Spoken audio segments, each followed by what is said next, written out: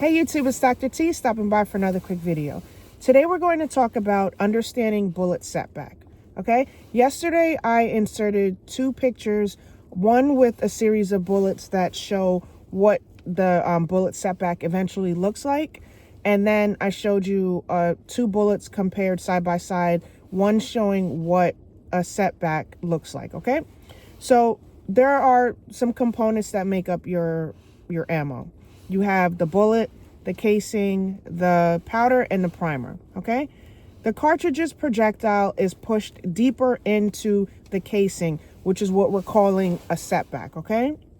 Usually this is caused by repeatedly chambering your round. So just so you can have an idea, one, this is not safe at all, okay?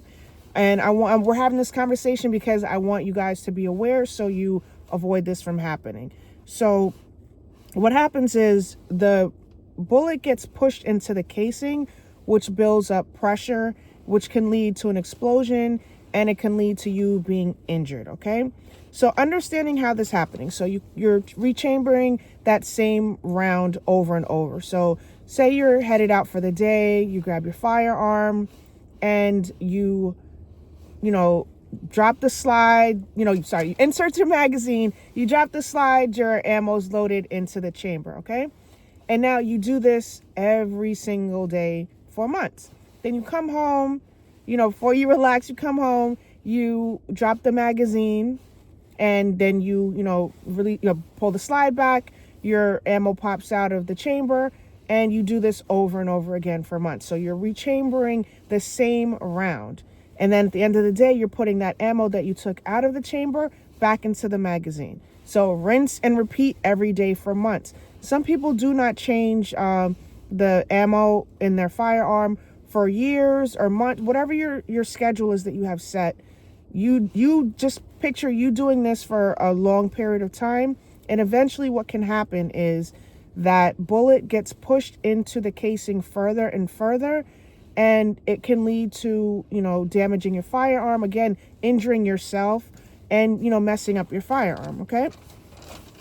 So my recommendation would be to just keep a round chambered in your firearm.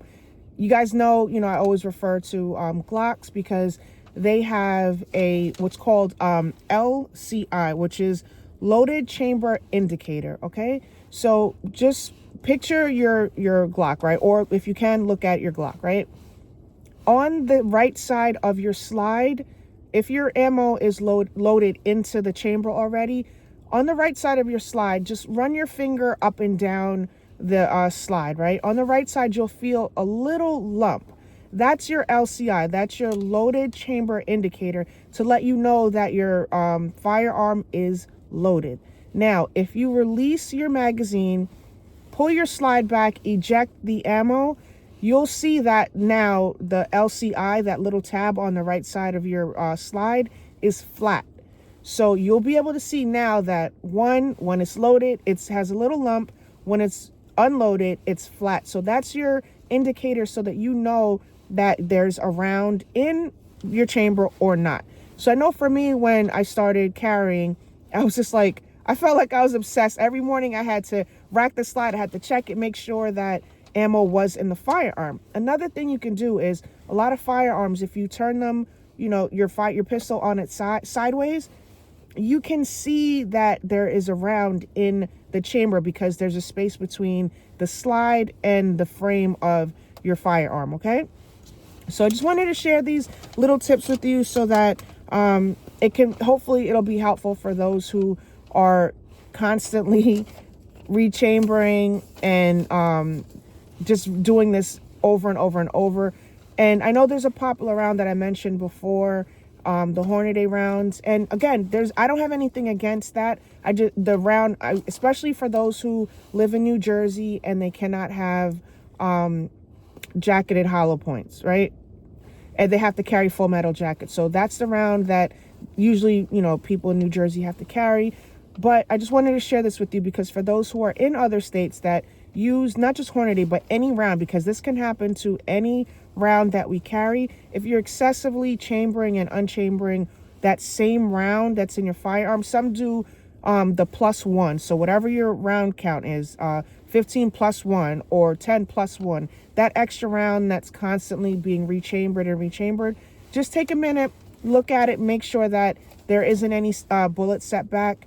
And both the new ammo that you're going to look at and the one that's constantly being rechambered, make sure that they maintain the same length and height and even width, because you'll see a little bulging on the side once the bullet is pushed down into the casing. So I hope this info was helpful. Please like, share, and subscribe, and I'll talk to you soon. Bye.